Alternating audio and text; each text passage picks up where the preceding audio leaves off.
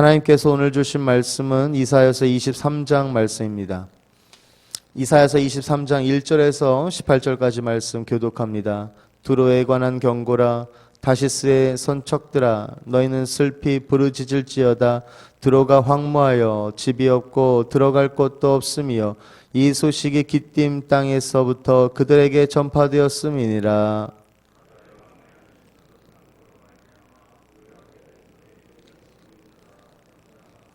시올의 곡식꽃 나일의 추수를 큰 물로 수은하여 드렸으니 열국의 시장이었도다.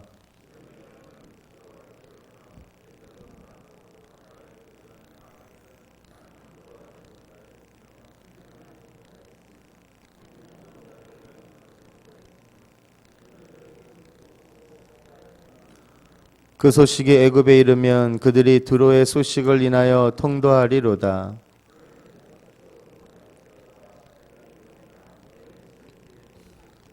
이것이 고대에 건설된 너희 희락의 성, 곧 그 백성이 자기 발로 먼 지방까지 가서 유하던 성이냐?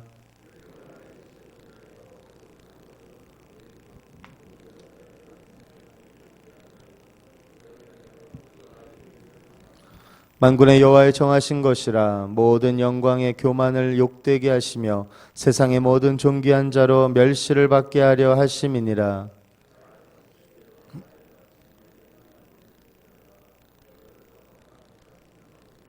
여호와께서 바다 위에 손을 펴사 열방을 흔드시며 여호와께서 가나안에 대하여 명을 내려 그 견고한 성을 회파하게 하시고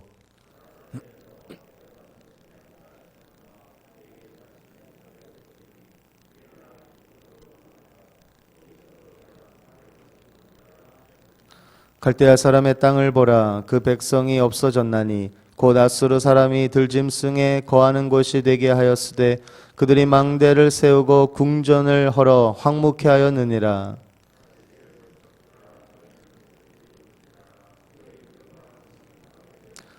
그날부터 두로가 한 왕의 연한같이 70년을 잊어버림이 되었다가 70년이 필한 후에 두로는 기생 노래의 뜻같이 될 것이라.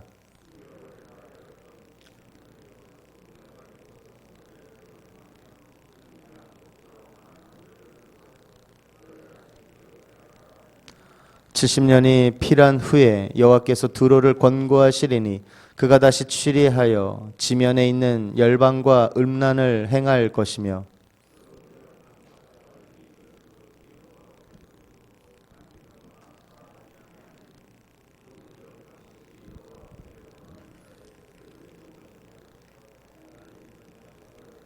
아멘. 이사야 23장 말씀을 묵상하며 하나님은 두로와 시돈에 대한 경고의 말씀을 알 수 있습니다.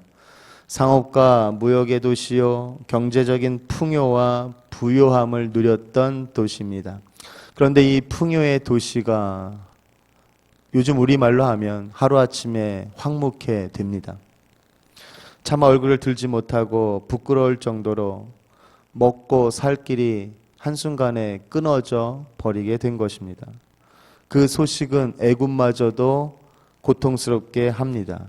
그리고 이제는 다시스가 나오죠. 다시스는 두로와 시돈의 무역 상인들이 개척한 오늘날로 스페인 남부 해안 도시를 말합니다. 그리고 이 다시스로 건너가라고 합니다. 그런데 그곳의 상황도 비참한 것은 마찬가지입니다. 자, 본문의 내용을 보면 이것이 너희가 예전에 건설하고 가서 거했던 너희가 몹시도 기뻐했던 성이냐라고 합니다. 면류관을 씌우던 자들, 고관들, 존귀한 자들이었던 두로에게 생각지도 못한 일들이 벌어졌습니다. 그런데 그 일들을 정한 분이 누구입니까? 만군의 여호와 하나님이십니다. 두로와 시돈의 모든 교만, 곧 그들의 모든 영광을 더럽히십니다. 세상의 존귀한 자로 여김받았던 그들 모두를 비천한 존재로 만들어버립니다.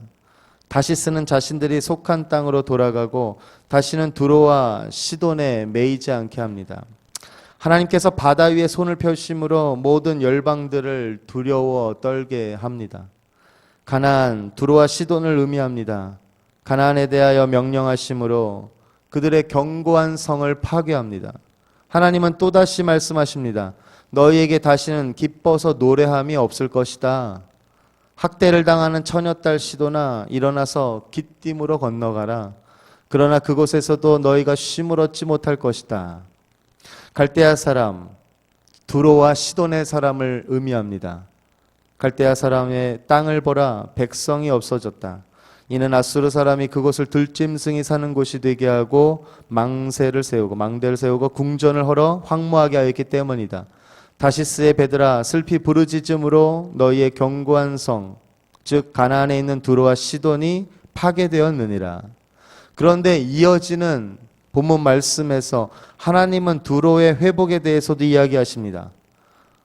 오늘이 6.25 전쟁 70주년인데 두로와 시돈이 파멸된 날로부터 70년 후 두로는 다시금 예전처럼 열방과 세상의 모든 땅과 무역을 할 수 있게 합니다. 참 같은 70년이라서 의미가 있는 것 같습니다. 그러나 그들이 장사를 하여 얻은 이익과 무역의 중심지의 역할을 함으로 인하여 받는 보상은 이제 70년이 지난 후에는 하나님께 오히려 거룩하게 드려지게 된다는 것이죠. 예전처럼 그들이 자신들을 위해 간직하거나 쌓아두지 못합니다. 자신들의 영광과 자랑을 위한 것이 되지 못합니다. 오직 여호와 앞에 거하는 자, 곧 여호와를 의지하는 자의 배불리 먹는 양식과 잘 입을 옷감이 됩니다.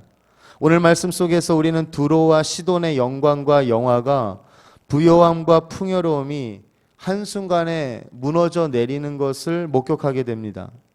하나님께서 그들의 영광과 영화를 하루아침에 사라지게 하셨고 세상에서 가장 존귀한 자처럼 보였던 그들을 비참한 존재로 만들어 버렸습니다. 모든 견고한 성읍과 궁전은 다 무너지고 70년 동안 폐허가 되었죠. 하지만 70년 딱 지나고 나서 하나님의 마음이 달라지셨는지 다시 회복된 두로와 시돈의 또 그들의 부요와 풍요로움의 원천이었던 무역을 다시 시작함으로써 무너졌던 어떤 것들이 다시 솟행케 되었습니다.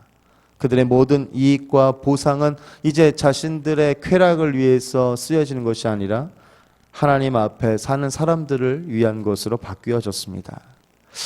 이사야서 이 23장 본문 말씀에서 그렇다면 우리가 배울 수 있는 교훈은 무엇일까요? 첫 번째, 세상의 부귀와 영화는 헛된 것이며 한순간에 사라질 수 있다는 것을 우리가 깨우쳐야 하겠습니다.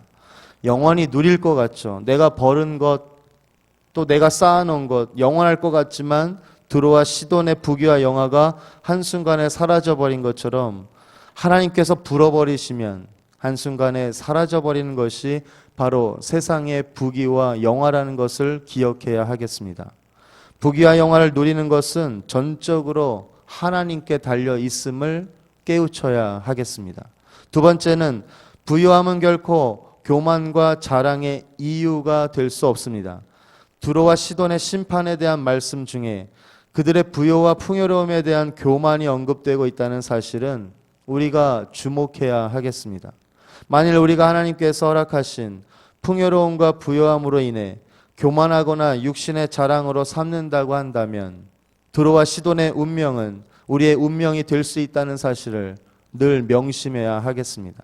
세 번째는 하나님께서는 두로와 시돈의 부요와 풍요로움은 하나님 앞에 사는 사람들을 위한 것이 되게 하신다는 것입니다. 하나님께서 두로와 시돈의 모든 이익과 보상을 하나님 앞에 사는 사람들, 곧 항상 하나님을 의식하며 하나님 보시기에 합당하게 행하고자 하는 사람들을 위해 쓰여지게 된다는 것입니다. 세상의 부귀와 영화를 쫓는 자는 당장 그것을 얻고 누리는 것 같지만 결국 그 모든 것을 잃어버리게 될 것입니다. 그러나 하나님을 따르는 자는 마침내 하나님의 도우심과 은혜로 풍성함을 누리게 된다는 사실을 깨달아야 하겠습니다. 오늘도 세상의 부귀와 영화를 쫓고자 하는 마음, 그 마음을 먼저 내려놔야 하겠습니다. 그리고 하나님 앞에서 살아가는 가운데 하나님께서 마침내 허락하실 진정한 참된 부요와 풍요로움을 누리는데 또 이 귀한 가치를 어떻게 사용하기를 원하시는지를 깨달아 이것은 다 내 것이 아니고 또 하나님께서 기쁘게 쓰실 축복의 통로로 귀하게 쓰여지기를 기도하시는, 그리하여서 마음부터 하나님께 더 먼저 앞서서 하나님의 것을 하나님의 것으로, 또 우리가 쓰여지는 모든 것 가운데 감사와 또 기쁨과 소망이 넘치시기를 주님의 이름으로 축원을 드립니다.